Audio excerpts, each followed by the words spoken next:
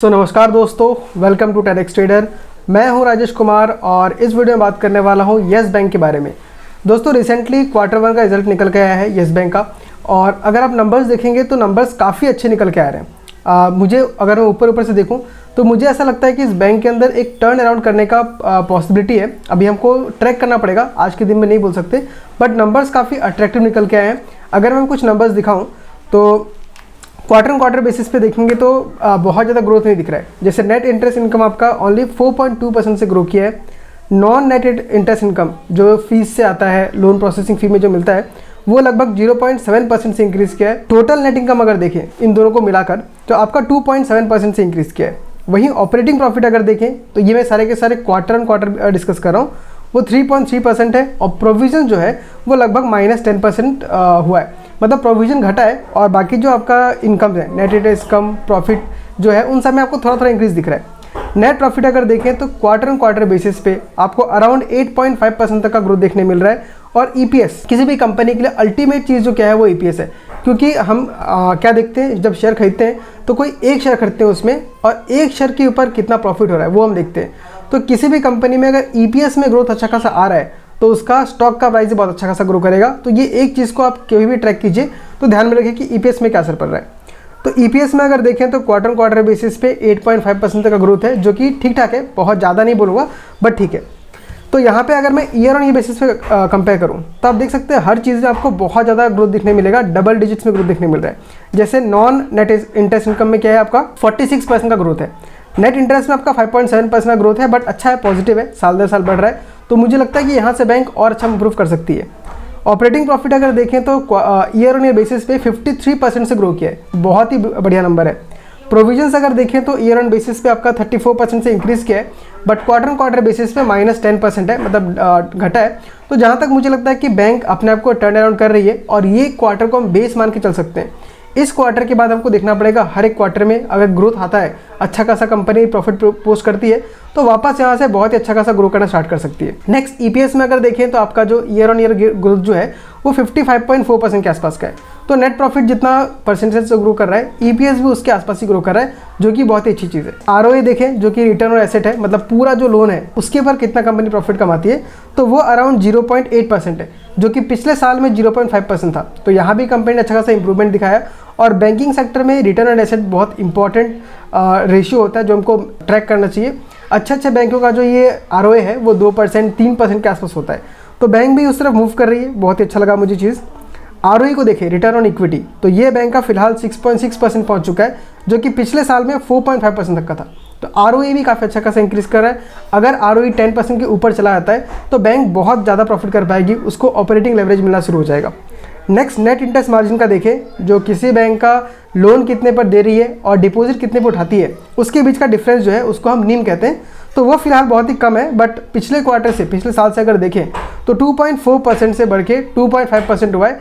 ठीक ठाक ही ग्रोथ हमें देखने के लिए मिल रहा है, बट मैं चाहता हूँ कि ये ग्रोथ बढ़ के कम से कम 4-5% के आसपास पहुंच जाए, जो कि बाकी नॉर्मल बैंकों का होता है। कॉस्ट टू इनकम देखें तो वहाँ पे कंपनी ने बहुत ही अच्छा ग्रोथ दिखाया है, 74.3% से घट के 67% पे आ गया है। तो यहाँ पे घटना बेटर होता है, क्योंकि कॉस्ट टू इनकम का मतलब क्या है, आप 1 रुपये कमाने के लिए कितना खर्चा कर रहे हैं। तो जितना कम खर्चे में जितना ज़्यादा कमा पाएंगे वो आपके लिए बेटर रहेगा। तो कॉस्ट टू इनकम रेशियो हमेशा कम होना चाहिए। अच्छे बैंकों का 60-55% के आसपास होता है, तो बैंक सही रास्ते में जा रही है। लोन अगर देखें, लोन बुक कैसे ग्रो किया है, तो क्वार्टर एंड क्वार्टर बेसिस पे सिर्फ 2% का ग्रोथ है, और ईयर ऑन ईयर बेसिस पे 5% का ग्रोथ है। तो ये मैं समझ सकता हूँ, ठीक है, बैंक में बहुत ज़्यादा प्रॉब्लम्स था और अभी पूरे इंडस्ट्री में ही दिक्कत चल रहा था, तो ये ग्रोथ फिलहाल लिए ठीक लगता है मुझे। बट आगे जाके मैं चाहता हूँ कि जो लोन बुक का ग्रोथ हो कम से कम 15-20% का तो होना चाहिए, क्योंकि अगर उतना भी ग्रोथ नहीं दिखा पा रहे तो इससे छोटे बैंक ज़्यादा बेटर होंगे जो ग्रोथ दिखा सकते हैं। नेक्स्ट एक चीज़ अगर इस बैंक का अच्छा बात देखूँ तो इस क्वार्टर में बैंक ने हाईएस्ट एवर प्रॉफिट जनरेट किया है, मतलब वो जब काम खराब हुआ उसके बाद से। आपको स्क्रीन में दिखाता हूँ चल के मैं, बट उससे पहले आपसे एक छोटा सा रिक्वेस्ट है कि वीडियो को लाइक कीजिए और चैनल को सब्सक्राइब कीजिए, क्योंकि ऐसे वीडियोज़ में कंटिन्यूसली आते रहता हूँ। अब जब भी नेक्स्ट वीडियो बनाऊंगा तो आपसे नोटिफिकेशन मिस नहीं होगा। ओके, तो ये है आपका नेट प्रॉफिट का डाटा पूरा दिख रहा है। आप देख सकते हैं आपका, अगर मैं कब से देखूं, 2022 जून से देखूं तो उसका प्रॉफिट 300 करोड़, 160 करोड़, 55 करोड़, यहाँ से करते करते अभी फाइनली इस क्वार्टर में 745 करोड़ का हो चुका है, जो कि आपको दिखा रहा है कि इस पिछले 2 साल का अगर देखूं तो हाईएस्ट एवर प्रॉफिट इसमें निकल के आ रहा है। नेक्स्ट इस कंपनी के बारे में एक और अच्छा चीज़ निकल के आया है कि जो सुमिटोमो मित्सुशी जो भी नाम है, Sumitomo Mitsui corporation bank SMBC, उसने डिसीजन ले लिया है, ये एक्चुअली एक्वायर कर लिया है, डिसीजन तो पहले ले चुका था कि 20% स्टेक एक्वायर कर लिया है SBI के थ्रू। लेकिन अभी भी SBI जो है वो मेजर स्टेक होल्डर बना हुआ है इसके बाद भी। तो यहाँ पे हमको देखने के लिए मिल रहा है कि कंपनी टर्न अराउंड करने में लगी हुई है, बट इसका मतलब ये नहीं कि हम जाके इसमें पैसा डाल दें और बहुत ज़्यादा जितना पोर्टफोलियो का होना चाहिए उससे बहुत ज़्यादा एलोकेशन कर दे। ऐसा बिल्कुल भी नहीं करना है, क्योंकि कोई भी कंपनी हो, कोई बिजनेस हो, उसमें डे टू डे बेसिस पे कुछ ना कुछ चेंजेस होते रहता है। तो इसलिए हमें डाइवर्सिफाई करना चाहिए और किसी भी एक कंपनी में अपने पूरे पोर्टफोलियो का मैक्स टू मैक्स आपको अगर लगाना भी है तो 10% लगाना चाहिए। आपने भले 5% लगाया, मान लीजिए अगर वो कंपनी बढ़ बढ़ के 30% हो जाता है तो वो अलग बात है, बट आपको खुद से 30% का एलोकेशन नहीं देना है, वो बहुत ज़्यादा रिस्की होता है। आप ऐसे कंपनीज ढूंढिए जो 20% 30% ग्रो कर रहे हैं, बट वैसे कम से कम 10-20 कंपनी के पैसे को डाइवर्सिफाई कीजिए। इससे आपका पोर्टफोलियो बहुत ज़्यादा रिटर्न देगा और रिस्क भी डाइवर्सिफाई हो जाएगा। तो येस बैंक में नेट बोलूँ तो मुझे नंबर्स काफ़ी अच्छा लगा है, कंपेयर करूँ तो पिछले साल से।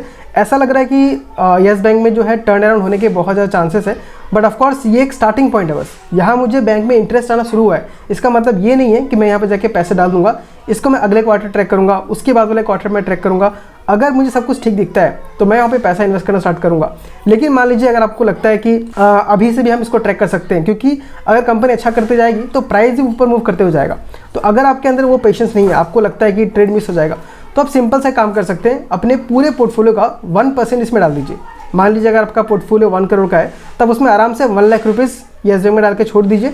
अगर वो दिखाता है अच्छा खासा प्रॉफिट तो आप उसमें धीरे धीरे ऐड करते जाइए। मैं खुद भी ये स्ट्रेटेजी ऐड करता हूँ।